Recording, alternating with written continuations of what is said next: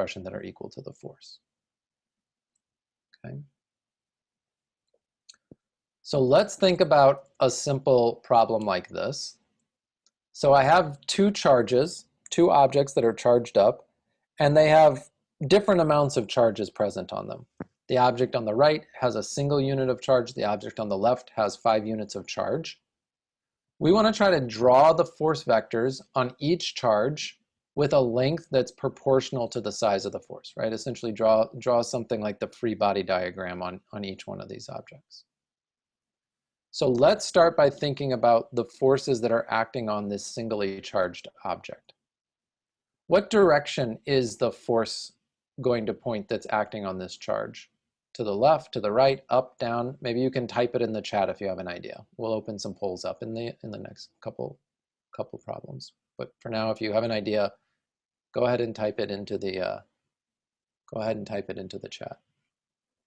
To the right, to the right, to the right. Okay. Right? There are two positive charges, so it's going to be repulsive. So the force is going to point to the right.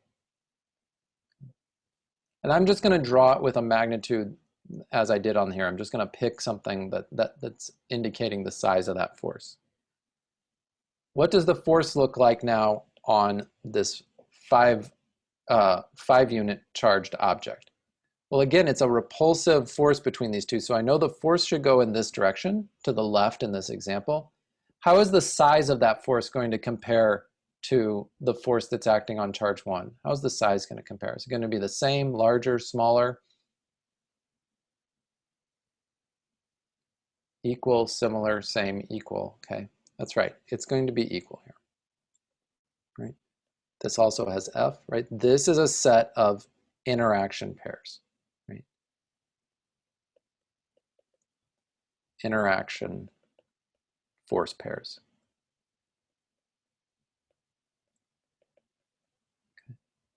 This is just coming from Newton's law that says for every action, there's an equal and opposite reaction, right? Or for every force acting on something, there's a interaction force pushing back on the other thing that generated that force. So even though there are dissimilar amounts of charges on each object, they experience the same size of force. This is the same idea we saw with gravity.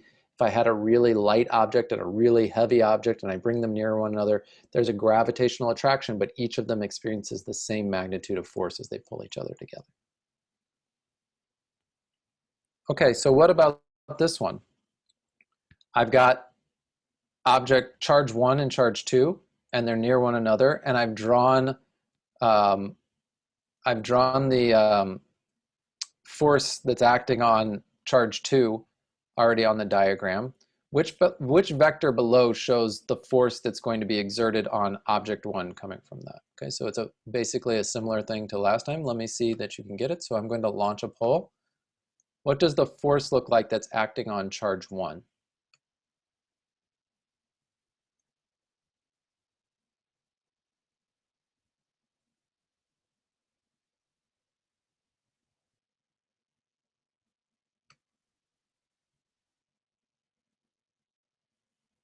Okay, good. I'm going to end the poll.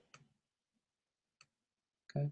So most of you think that the force is B, and that's absolutely correct, right? The Coulomb's law tells us that the forces acting on the two charged particles are equal and opposite, right? So here's that opposite force with an equal magnitude. All right, here's that same setup. I've got these same two particles, 1 and 2, with different charges built up on them. Object 2 has a force acting on it that points to the right as shown. How does that force change if I am to reduce the distance separating the charges? So now what I'm going to do, I'm going to bring them in, I'm going to squish them in together by a factor of 2. Okay. I'm going to relaunch the poll. Tell me what you think. How is the force, what's the resulting force vector going to look like? A, B, C, or none of the ones shown?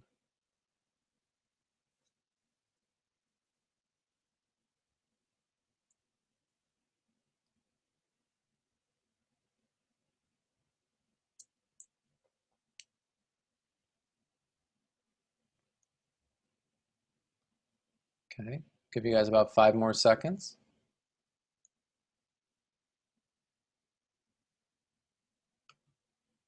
All right. So most of you thought that it was C, right? This vector here. Let's see what it should be. Let's use Coulomb's law to tell us what this should be. Okay, well, the force acting on these two particles, I know is going to be K times whatever Q1 is times whatever Q2 happens to be, divided by that distance separating them squared. And now I want to find what is the force, how does that expression change? Let's find F prime. If I move this guy closer so that the new separation is R over 2. Well, now the charges didn't change. So this physical constant stays the same. Q1 and Q2 aren't changed in my Coulomb's expression. But now the distance separating them is R over 2. And that whole thing has to get squared, right? That's the distance separating the two physical objects squared.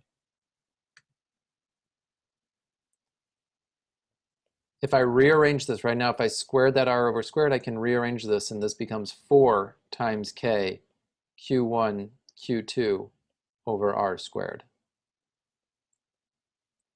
This expression we see is just the original force that we have.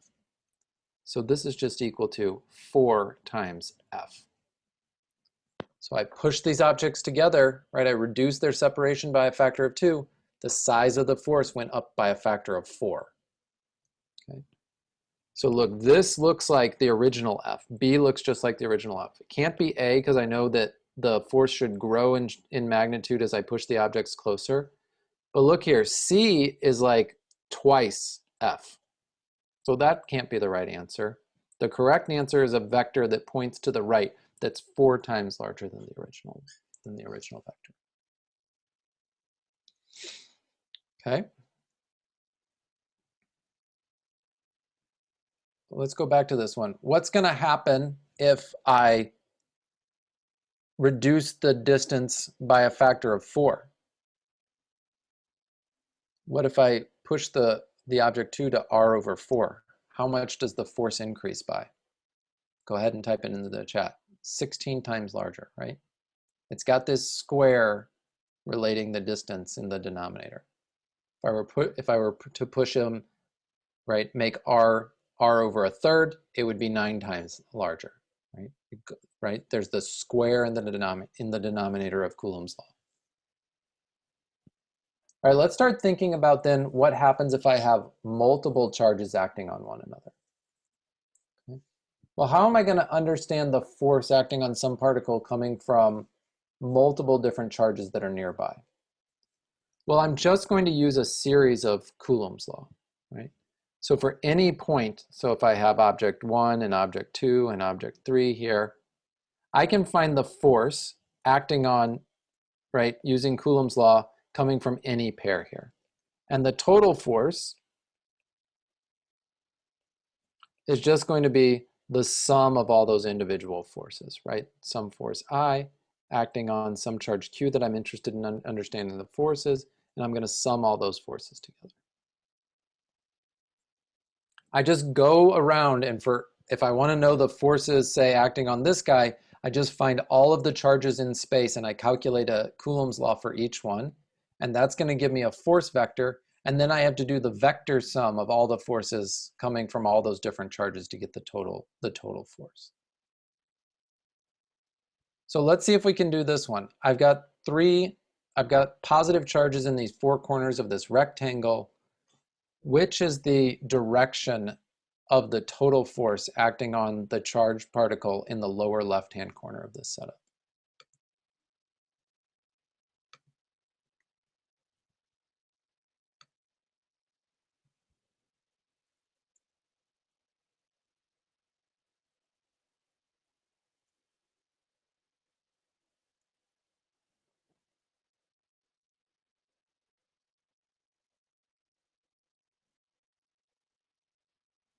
Okay.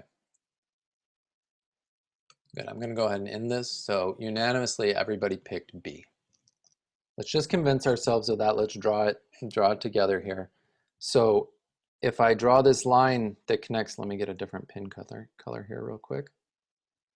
If I draw this line that connects these two charges here, There are two positive charges, so I know I get a repulsive force. So that force, right, coming from that charge up in the top right, top left corner is going to be pointing down.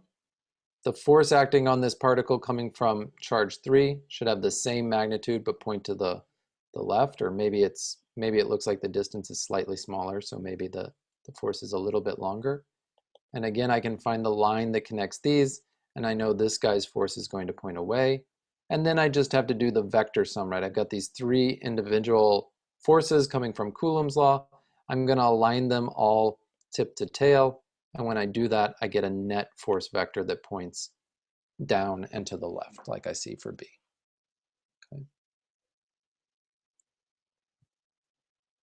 Okay, I'm going to relaunch a poll. Tell me what you think about this one. What direction does the force acting on that positive charge point? Notice now I have a positive and a negative charge acting on it simultaneously.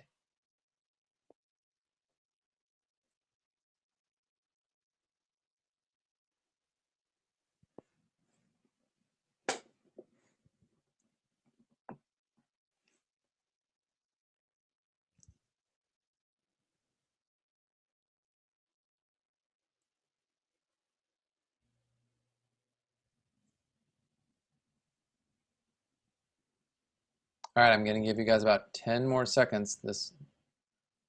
People are thinking about this one.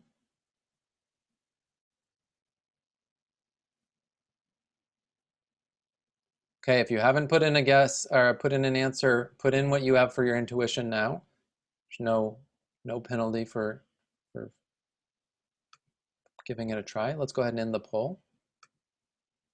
So we have a bunch of D's, some amounts of none of these, and some amounts of C. So let's see what we have to do here. Let's go one by one. The force acting on this positive charge coming from this plus Q, right? I can find this line that connects the two. They're like charges, so I'm going to get a repulsive force. I'm going to get a force that points away from that other positive charge. And I can draw a line that now connects these two charges together. Now Q, this negative charge Q is opposite in sign to the positive particle I have up here. So I'm going to get an attractive force, right? This guy is going to be drawn towards this. How do the magnitudes compare? Well, the magnitudes of these two guys should be equivalent. Why? Because the magnitude, I have the same Q, right? Q and Q, I have the same magnitude of charge sitting on each of these. And this guy has some charge that we could call little q, so the products of the magnitudes of each of those pairs is going to be identical. So I get these two force vectors, say F1 and F2. And if I want to calculate the total force acting on that charge, well, I just sum the forces, right? I have to take F1, add it to F2. It's going to be a vector sum to get the total force F. Okay. So what does that look like? Here's F1, add vector F2 to it, and then I get a vector that points to the right. So I get D. Okay.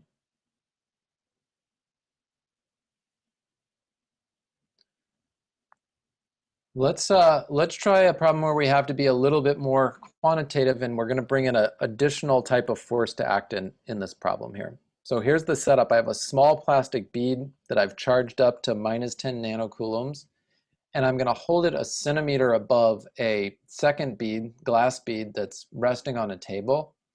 I know the mass of that glass bead is 15 milligrams, and I know the charge built up on that glass bead is a positive 10 nanocoulombs.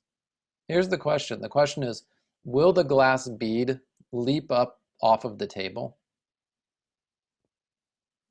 Okay, let's try to draw a diagram for this.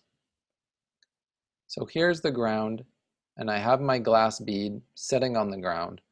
I know the mass of this thing is my 15 milligrams, and I also know this thing has some charge built up on it that's equal to positive 10 nanocoulombs. I'm going to bring my second charged object nearby that has a charge, let's call it Q2, let's call this one Q1, of minus 10 nanocoulombs, and they're separated by a centimeter. Okay, so here's the diagram. I want to know, is that bead that's on the table going to leap up off the table? How am I going to determine if that object comes up off of the table? What is it going to take? I got to think about the forces. What do I need to consider here? What are the forces that are acting on that glass bead that's resting on the table? Let's start that. What forces are acting on it? Can somebody tell me forces? I'm having answers in the chat. Gravity. So there's going to be a gravitational force, mg, that's pulling down on this glass bead. And what's the other force acting on that glass bead?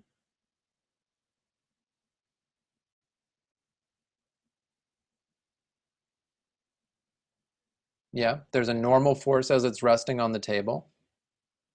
It points upwards. What else?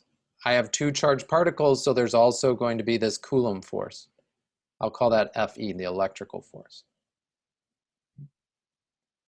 So I have three forces acting on this thing. What condition has to be satisfied so that that bead will jump up off of the table?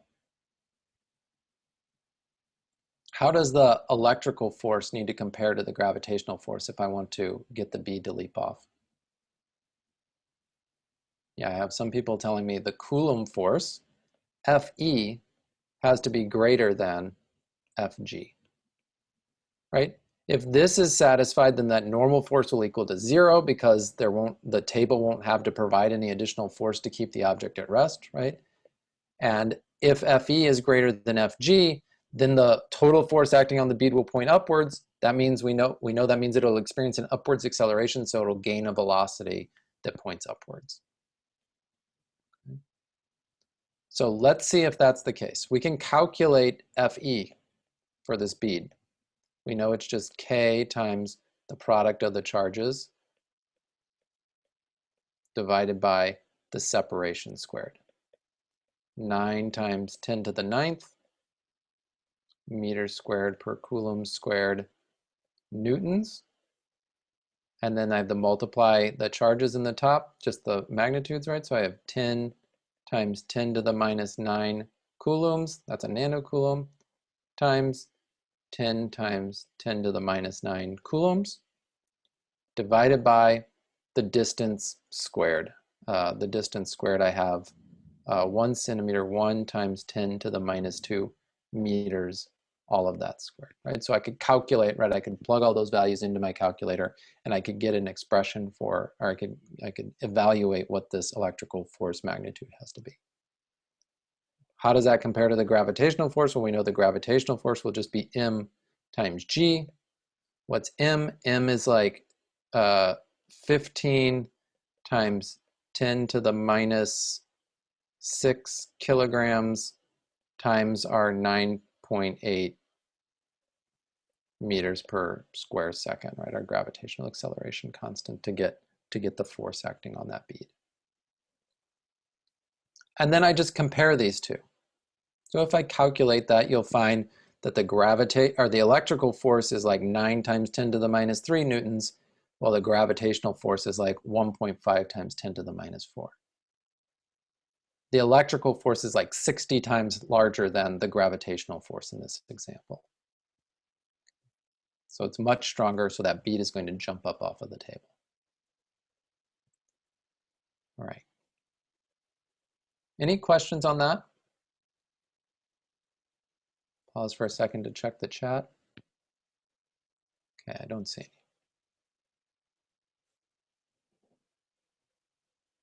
So what about this one? Now I have multiple charges. I have a negative little q, and to the left of it, I've placed a positive and a negative charge. What's the direction of the net force, the total force acting on charge little q, on this guy here? I want to know what the net force is. What direction does it point acting on this guy? Up, down, left, right, or 0. So let me go ahead and reopen a poll. What direction do we think that force points?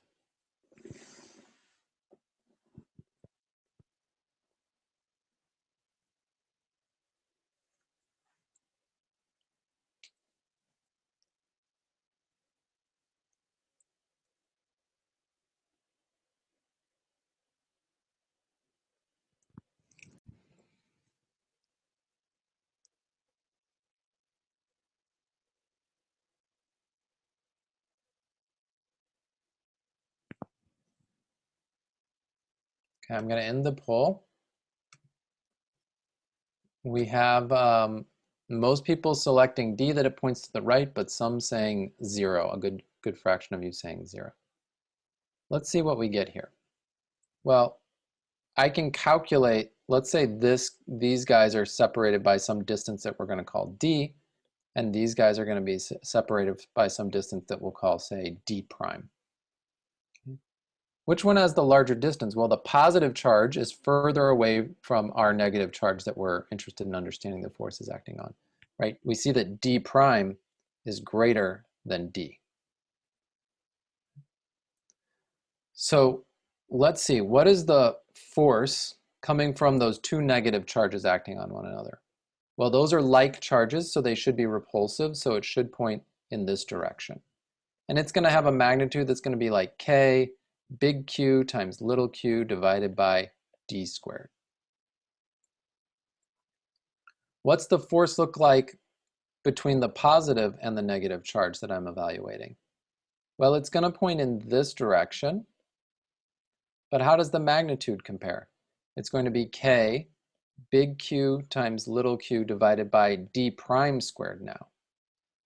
And we just said D prime is greater than D, so that means that F plus minus, the magnitude of this thing, is going to be smaller than F minus minus. Right? Because the positive charge is further away from this charge over here, the magnitude of the force that it exerts is going to be smaller. Right? So there's a tug of war happening between, right, on this particle coming from the interaction with the positive particle and that negative particle. But because the negative charge is closer to the object we're evaluating, that push that it's giving to the right is going to be stronger than the pull from the positive charge to the left. And the answer here is that we end up with a net force that is to the right. Okay. So that's all coming about because of the distance term in Coulomb's law. Okay, so let's take a look at this particular setup here. So I've got 4 different charge distributions. And what I'm going to do is try to draw the force acting on particle B, the force that's at this lower left corner for each of these configurations. And what I want you to notice is that the magnitude of the charge at each of the corners is the same in all 4 configurations. The only thing that's changing is the sign of the different particles. So we can calculate, right? We can quickly calculate that if I have 2 opposite charges here, right? So here's this negative charge and here's this positive charge. There should be an attractive force between them like this. If that's the upwards attractive force between those two, how does the force interact between the charge B and charge C? Well, it should be an attractive force. They're oppositely charged. What about the magnitudes? Well, I see charge C has twice the charge as charge A. So when I take the product of the charges in Coulomb's law, I'll end up with a force that's twice as long as I had from the interaction of A and B together. And now if I want to find that total force, right, so we can call this, say, F prime. If I want to find the total force, I just sum these 2 vectors together, and I get a total force that points off in this direction here. So this object is going to be pulled to the right and upwards, but it's going to be a little bit more to the right than upwards, right? That angle, right, if I put an angle here, say angle theta, that angle is going to be smaller than 45 degrees. Okay, let's look at configuration B. And what I'm going to do now is I'm going to divide this setup into some quadrants here. I'm going to call them quadrant A, quadrant B, quadrant C, and quadrant D. In which quadrant does the force acting on charge B end up in this particular example? So I'm going to open a poll and let you guys calculate that. Where does that force end up?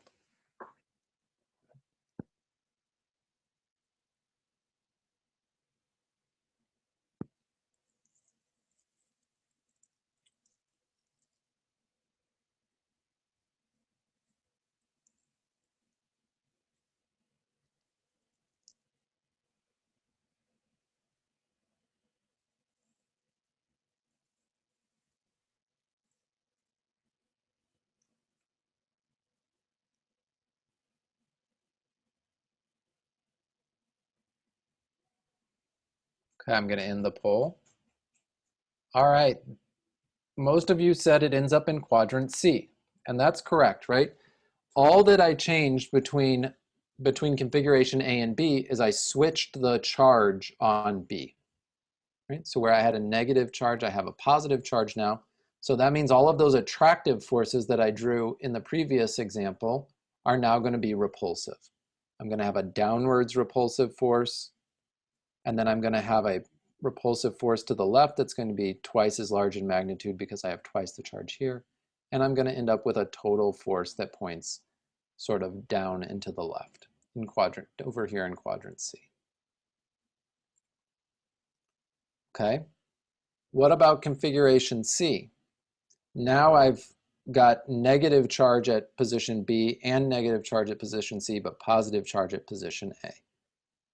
Okay. Let me again draw some quadrants. Let me draw different quadrants for this problem. So let me do A, B, C, and D in this example.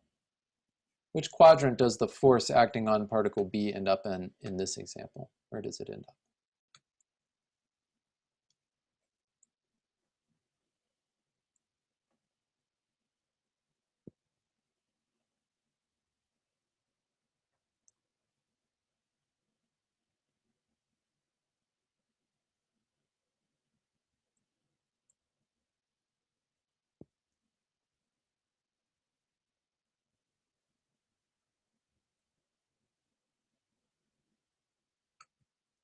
Okay, good. So most of you said it ends up in quadrant C. That's absolutely right. Now I have a repulsive force between charges B and C that points away, something like this.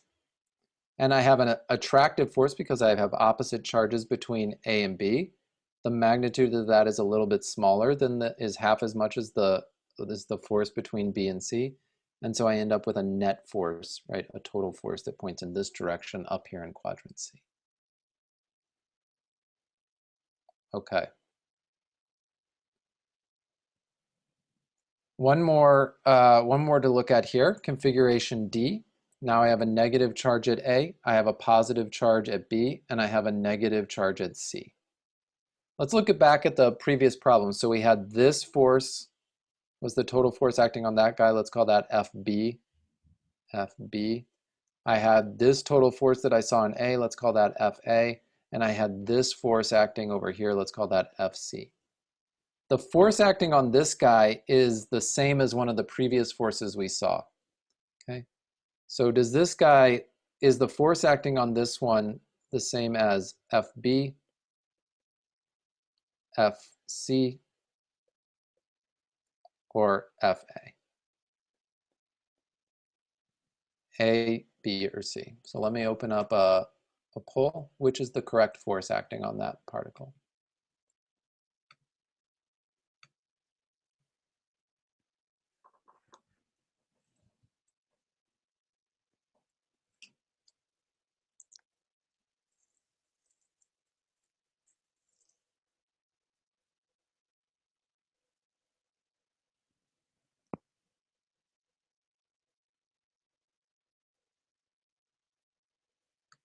Okay, great. So most of you selected A, and that's absolutely right. Again, we have an attractive force between these two that's larger and larger than in magnitude than the attractive force between particles B and A, and I end up with a net force that points in this direction. Notice that's the exact same force we saw in configuration A, and that's because all of the charges in the problem just have their signs flipped, right? So Coulomb's law has this interesting symmetry that if I just take every charge I find in my problem and I change the sign of the charges, nothing changes about the forces acting on the particles in the system.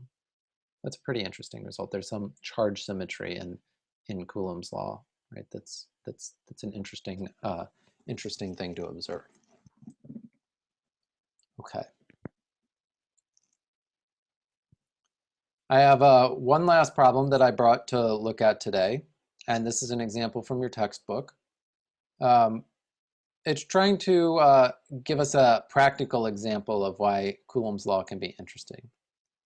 And it basically says the cells in your body are electrically active in various ways.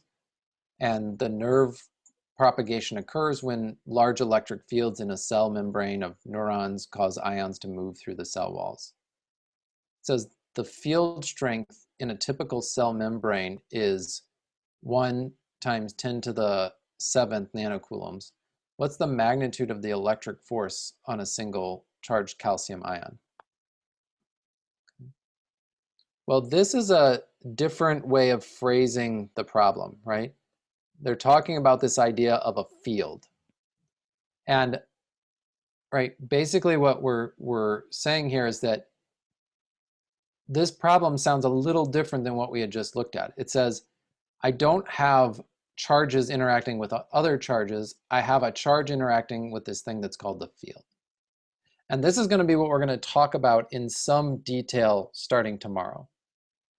The idea that there is an electrical field that I can have particles interact with, another kind of physical object that I can think about.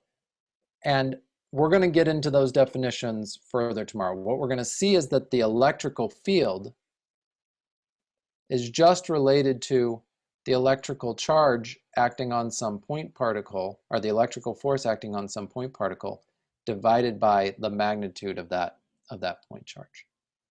Okay.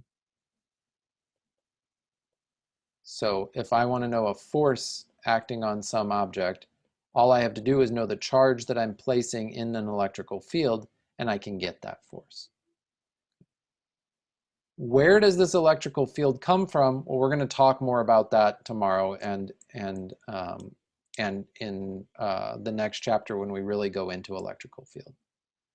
So in this example, I would just take the charge that was given to me, multiply it by the strength of the electric field to get this 1.6 times 10 to the minus 2 newtons. Okay. So what is this thing, the electric field? Well, we're going to come back to that idea tomorrow. Okay, we've got a few minutes, about 13 minutes left of time before I've got to go. So that's all the material I brought to review with you guys today, but I'm happy to answer any questions you have over Coulomb's law, any questions you have about the course, physics. Please, if you have a question, go ahead and put it in the chat or raise your hand and I can call on you. Any questions?